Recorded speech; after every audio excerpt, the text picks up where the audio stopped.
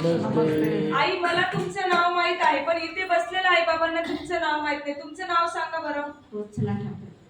या therapy centre मध्ये येऊन तुम्हाला किती दिवस झाले? 1.5 महिने. 1.5 महिने. या थेरपी सेंटर मध्ये येण्यापूर्वी तुम्हाला कोणते कोणते आजार होते? मला हाताला पायाला मुंग्या येत होत्या, कंबर दुखत होतं. तर आता हाताला पायाला मुंग्या येत नाही, कंबर दुखत नाही. आणि हा मोबाईल जरी घेतला हातामध्ये तर असा अचानक पडून जायचा तो.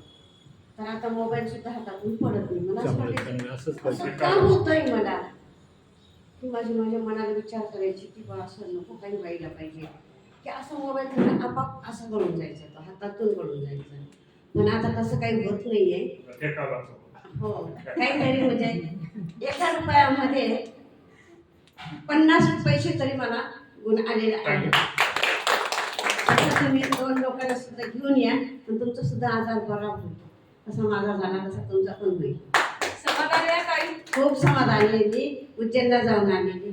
इथे बसलेल्या आई बाबांना काय सांगू इच्छिता तुम्ही? तुम्ही पण तसं या, पण म्हणू नका काय काय कसं बाया म्हणता की बाई हाडं ठिसूळ होऊन जाता, रक्त पातळ होतं, कसं जायचं. डॉक्टर तर नाही म्हणता. अरे डॉक्टर कसं काय नाही म्हणतील, काही डॉक्टर हो म्हणतात, काही डॉक्टर नाही म्हणतात.